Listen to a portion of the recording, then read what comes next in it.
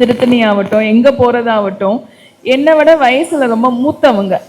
அவங்க டக்குன்னு வந்து உங்க கையால திருநீர் வச்சு விடுங்க, நீங்க எங்க குழந்தைக்கு ஆசீர்வாதம் பண்ணுங்க, திடீர்னு காலில் விழுது. எனக்கு இதெல்லாம் பார்க்கும்போது எனக்கு இப்போ ஒருத்தவங்க சொன்னாங்க, அபிநயான்னு சொல்லிட்டு ஒரு திருநங்கை இருக்காங்க, நான் அம்மா அம்மான்னு ரொம்ப பாசமா பேசுவேன்.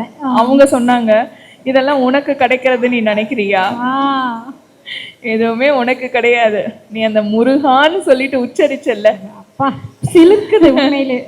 அந்த வார்த்தைக்கு கிடைச்சது.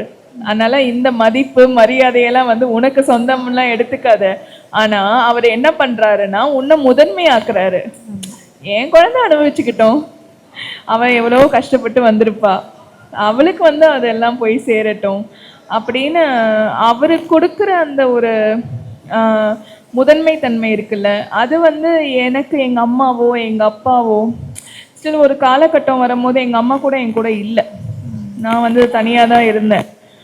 ஆனா எந்த இடத்துலையுமே இப்போ இந்த நிமிஷம் சரண்யாவா நீங்க டக்குன்னு யாரும் வந்து விட்டு கொடுத்து பேசிட முடியாது என்ன. அவர் வந்து அந்த பொசிஷன்ல என்ன வச்சில்ல.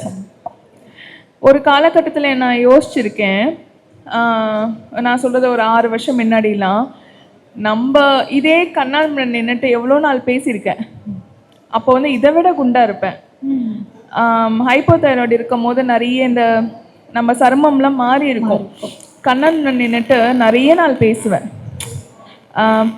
நம்மலாம் பேசினா திருப்பி மைக்கில் யானா கேட்பாங்களா, மைக்கில் பேசினா யானா கேட்பாங்களா, திருப்பி யானாச்சும் வந்து பேட்டிலாம் எடுப்பாங்களா அப்படின்னு. ஆனா இப்போ வந்து எனக்கு தெரிஞ்சு பேட்டி கொடுக்கறதுக்கு நம்ம தான் டைம் வந்து ஒதுக்கணும். ரெண்டாவது,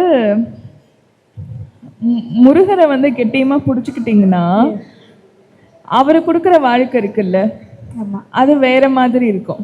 அந்த வாழ்க்கையை வாழ்றதுக்கு நீங்க தான் வந்து ரொம்ப கடமைப்பட்டிருக்கணும்.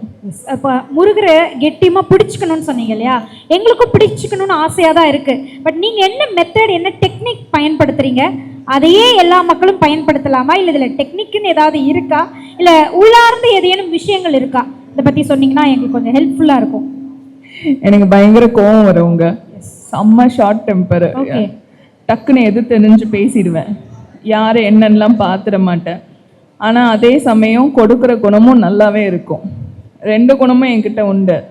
ஆனால் என்னன்னா, யார் மேலாம் கோவப்பட்டுட்டா கூட கொஞ்ச நேரம் கழிச்சு சமாதானம் பண்ணுறாலும் நானாக தான் இருப்பேன்.